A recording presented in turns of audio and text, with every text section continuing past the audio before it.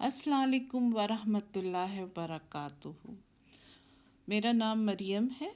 رب اشرح لی صدری ویسر لی امری واحلل عقدۃ من لسانی یفقہوا قولی۔ اے میرے رب، میرا سینہ کھول دے، میرے لیے میرے کام کو آسان کر دے اور میری زبان کی گرہ کو کھول دے تاکہ لوگوں کو میری بات سمجھ میں آنے لگے۔ آج کا جو موضوع ہے وہ ہے ایصال ثواب کی حقیقت، اور جو بدعتیں ہمارے میں رائج ہو گئی ہیں ان کے بارے میں آج ہم بات کریں گے انشاءاللہ تعالی۔ یہ ہے بحصہ اول، پارٹ 1۔ مجھے نہیں معلوم ہے کہ یہ کتنے پارٹس میں جائے گا، کتنے حصے ہوں گے، لیکن بہرحال آج کا جو ہے وہ حصہ اول ہے۔ تو سب سے پہلے اس بات کو ہمیں سمجھنا بہت ضروری ہے کہ ایصال ثواب کا مطلب کیا ہے۔ ایصال ثواب کا جو مطلب ہے وہ یہ ہے کہ ایصال کا کہتے ہیں پارسل کو، ایصال کہتے ہیں تحفے کو، یعنی کسی کو کچھ بھیجنا جس سے اس کو فائدہ ہو۔ تو ایصال ثواب کا مطلب یہ ہے کہ ایسا تحفہ بھیجنا جو مرنے والے کو فائدہ دے۔ یہ مطلب ہے ایصال ثواب کا۔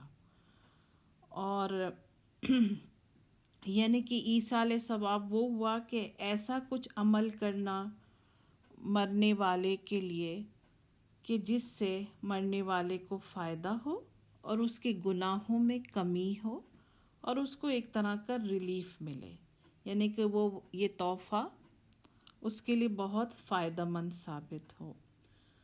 سب سے بہتر بات تو یہ ہے کہ انسان اپنی زندگی میں ہی ایسا صدقہ جاریہ کر جائے کہ مرنے کے بعد بھی اسے اس کا ثواب ملتا رہے۔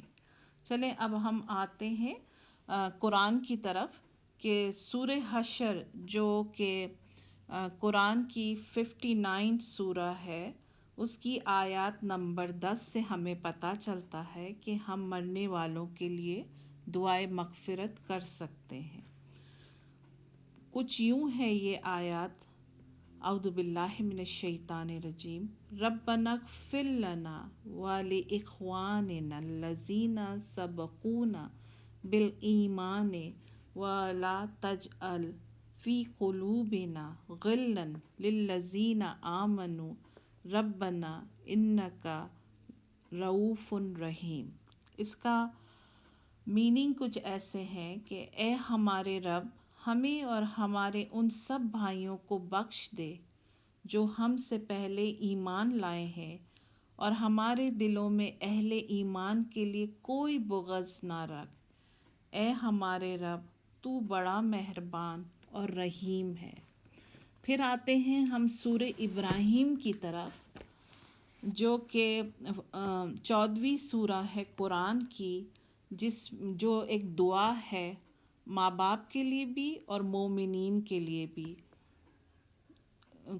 اعوذ باللہ من الشیطان الرجیم، ربنا اغفر لی ولوالدی وللمؤمنین یوم یقوم الحساب۔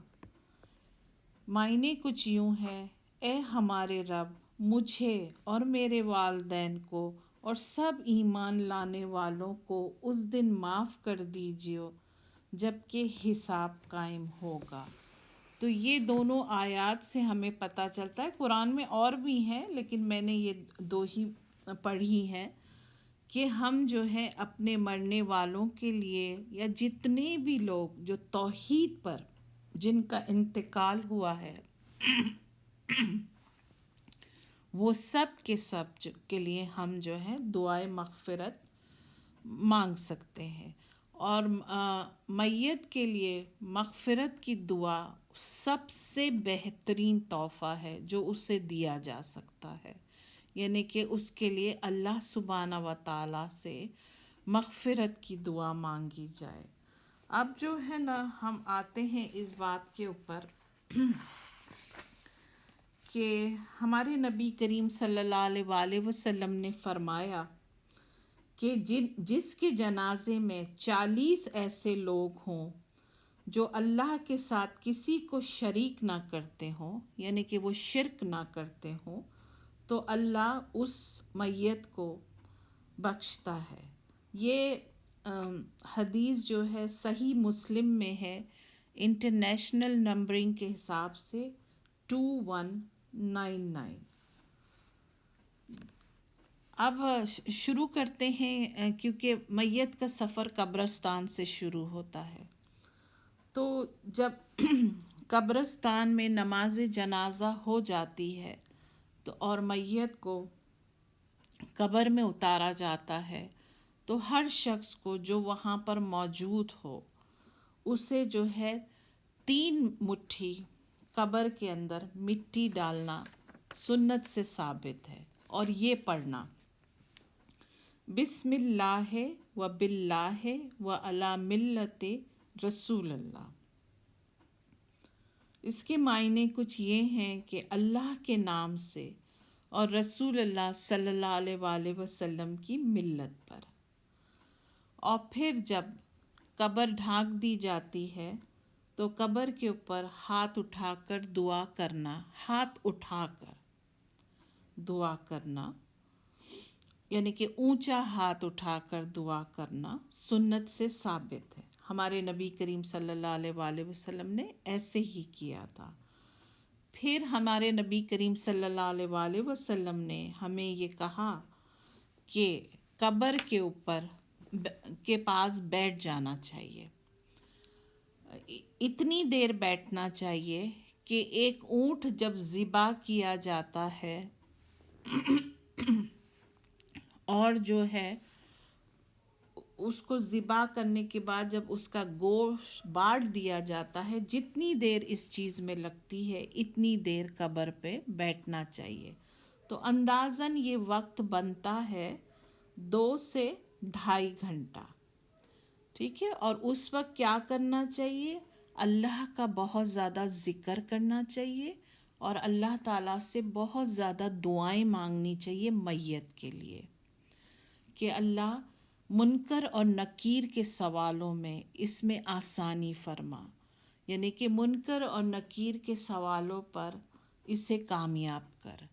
تو اس کے لیے خیر و عافیت کی دعا مانگنی چاہیے۔ یہ بہت افضل بات ہے اور یہ کرنا چاہیے۔ اگر کر سکتے ہیں، وقت ہے، قبرستان میں اجازت ہے بیٹھنے کی، تو ضرور کرنا چاہیے، کیونکہ اس وقت منکر اور نکیر آتے ہیں میت کے پاس۔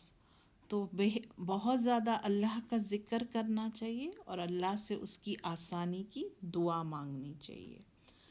پھر جب بھی ہم قبرستان جاتے ہیں تو ہمیں یہ دعا بولنی چاہیے۔ یہ دعا کچھ یوں ہے، یعنی کہ جب میت ہو گئی اور اب ہمارے پیارے ادھر دفن ہیں، تو ہم جب بھی قبرستان جائیں تو ہمیں یہ دعا بولنی چاہیے، مانگنی چاہیے۔ السلام علیکم اہل الدیار من المومنین والمسلمین وإنا انشاء اللہ لاحقون اسأل اللہ لنا ولہم العافیہ۔ اس کے معنی کچھ یوں ہے کہ تم پر سلامتی ہو اے مومنین اور اے مسلمین جو اس قبرستان میں دفن ہے، اور اللہ نے چاہا تو ان قریب ہم بھی آپ سے ملنے والے ہیں، کیونکہ موت سب کے لیے برحق ہے۔ ہم تمہارے لیے اور ہمارے لیے اللہ سے عافیت کا سوال کرتے ہیں۔ تو یہ دعا قبرستان میں جا کر مانگنی چاہیے اور پہنچتے ہی یہ دعا بولنی چاہیے۔ اچھا، اب بات یہ ہوتی ہے کہ جب انسان مر جاتا ہے تو بہت ضروری ہے کہ ہمیں یہ معلوم کرنا چاہیے کہ میت کے اوپر کوئی قرض تو نہیں ہے۔ اگر تو میت پر قرض ہے تو پوری کوشش کر کے، پورے اپنے ایفرٹس ڈال کر اس میت کا قرض ادا کر دیا جائے، کیونکہ جس کا قرض نہیں ادا ہوگا وہ ایک مشکل میں رہے گا۔ تو کیا ہی اچھا ہو کہ ہم اس کی برزخ کی زندگی کو بھی آسان کریں اور اس کی آخرت کو بھی آسان کریں۔